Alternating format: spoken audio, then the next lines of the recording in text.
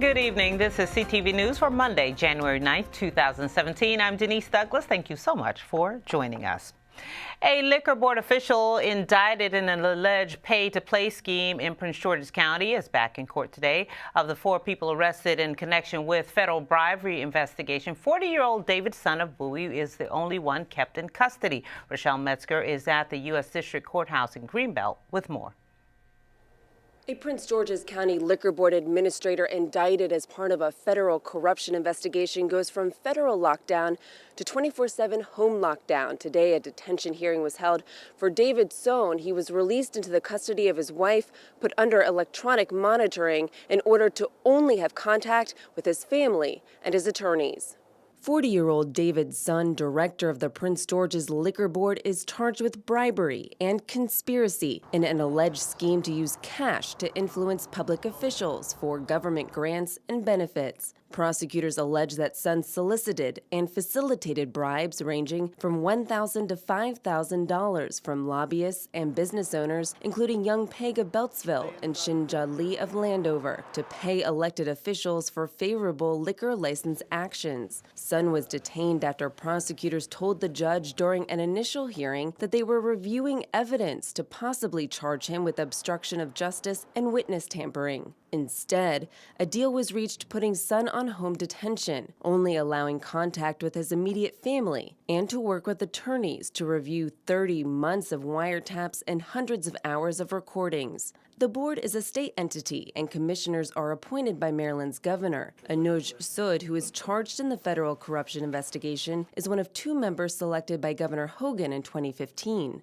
You said that my appointees, I guess that's technically true, but actually these names come from the Democratic Central Committee of Prince George's County and by the local senators. This particular gentleman came from President of the Senate, Mike Miller. I don't know any of the members of that board. Meantime, County Executive Rasherm Baker says he plans to talk with legislators in Annapolis about how appointments to the County Liquor Board are made. Community leader Jim Eastep agrees that the process should be examined. I think it certainly needs to be examined.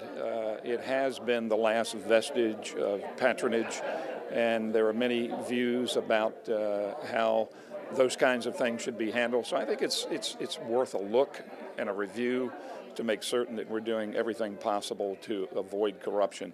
I have every bit of confidence in our elected leaders that they're going to deal with this and deal with it quickly. Now, another official, Anuj Sood, a commissioner on the board which regulates liquor licenses in the county, stepped down on Friday after Governor Larry Hogan demanded his resignation. Prosecutors say at least 2 more arrests are pending. We expect that 2 elected officials could be named and charged as early as this week. Reporting in Greenbelt, Rochelle Metzger, CTV News. Governor Hogan also said that it would be a good idea if the entire liquor board in Prince George's resigned, calling it allegations of disgraceful.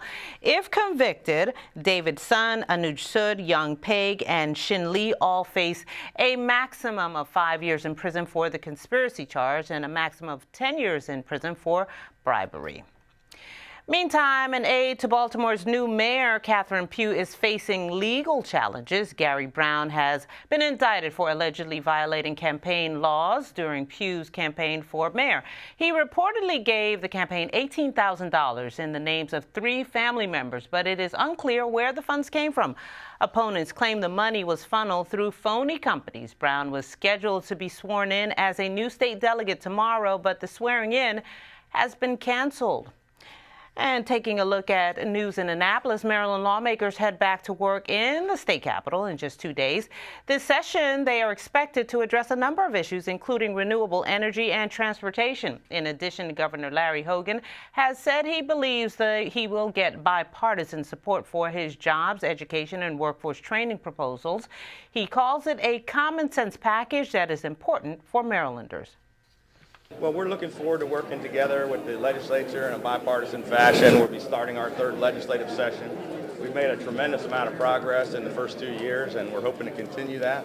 We're focused on everything we can do for 2017 and making Maryland a better place.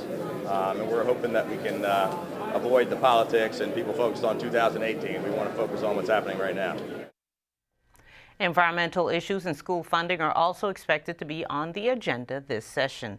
A multiple car accident this afternoon causes delays and shut down the southbound lanes of 495. Fire officials say 2 people, a man and a woman, were transported by helicopter to an area trauma center after 2 cars crashed into each other around noon. The man sustained minor injuries while the woman is in critical condition. No word yet on what caused the accident. A federal trial begins today in Baltimore to find a remedy to fix inequality among Maryland's colleges and universities.